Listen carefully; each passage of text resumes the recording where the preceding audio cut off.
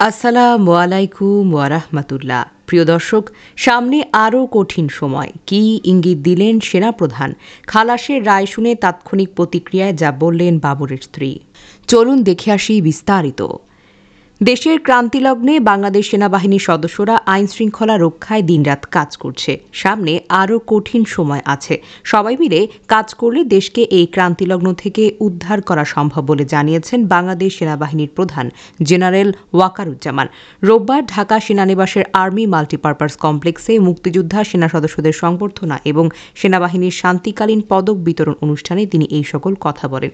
মুক্তিযুদ্ধে অংশগ্রহণ এবং দেশ স্বাধীন হওয়ার পর সেনাবাহিনী গঠনে অবদান রাখায় মুক্তিযোদ্ধা সেনা সদস্যদের প্রতি কৃতজ্ঞতা জানান সেনাবাহিনীর প্রধান।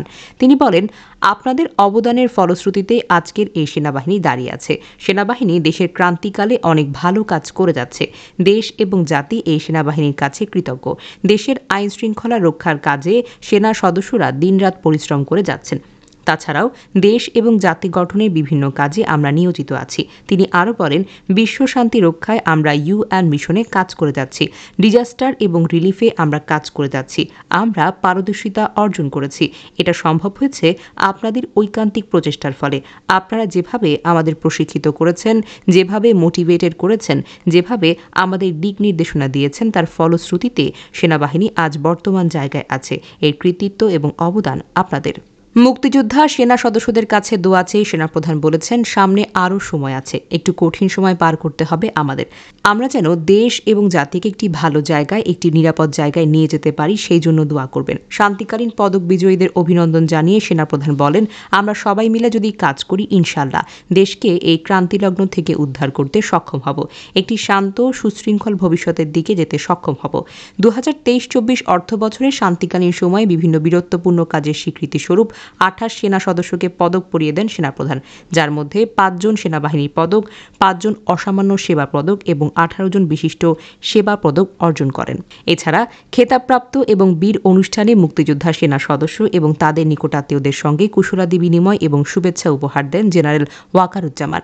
21শে আগস্ট গ্রেনেড হামলা মামলায় বিএনপির ভারপ্রাপ্ত চেয়ারম্যান তারেক রহমান এবং সাবেক স্বরাষ্ট্র প্রতিমন্ত্রী লুৎফুজ্জামান বাবর সহ সব আসামি খালাস পেয়েছেন। বিচারপতি AKM আসাদুজ্জামান এবং বিচারপতি সৈয়দ এনায়েত হোসেনের সমন্বয়ে গঠিত হাইকোর্ট বেঞ্চ আজ রোববার এই রায় দেন। রায়ের পর তাৎক্ষণিক প্রতিক্রিয়ায় সাবেক স্বরাষ্ট্র প্রতিমন্ত্রী লুৎফুজ্জামান বাবরের স্ত্রী তাহমিনা জামান সংবাদ মাধ্যমকে বলেন, দীর্ঘদিন অপেক্ষার পর অবশেষে ন্যায় বিচার পেয়েছি। এ কারণে মহান আল্লাহ তাআলার প্রতি শুকরিয়া জানাই, আলহামদুলিল্লাহ। তিনি বলেন, ন্যায় বিচার পাওয়ার আশায় এতদিন অপেক্ষা করা যে কি কষ্ট তা একমাত্র ভুক্তভোগীরাই বলতে পারবে। আদালত আমাদের ন্যায় বিচার দিয়েছেন। এখনই কারাগার থেকে মুক্তি মিলছে না বাবরের। এই তথ্য জানিয়েছেন ঢাকা বিভাগের কারা উপপরিদর্শক মোহাম্মদ জাহাঙ্গীর কবির। তিনি জানান, সাবেক স্বরাষ্ট্র প্রতিমন্ত্রী লুৎফুজ্জামান বাবর 21শে আগস্ট গ্রেনেড হামলার মামলা থেকে খালাস পেলেও এখনই কারাগার থেকে বের হতে পারছেন না, কারণ আরও কয়েকটি মামলায় সাজা ভোগ করবেন তিনি। মামলাগুলোর বিষয়ে তিনি বলেন, তার বিরুদ্ধে আরও 11টি মামলা রয়েছে। এই মামলাগুলোর মধ্যে 6টিতে সাজাপ্রাপ্ত আসামি তিনি। আরও 5টি মামলা বিচারাধীন।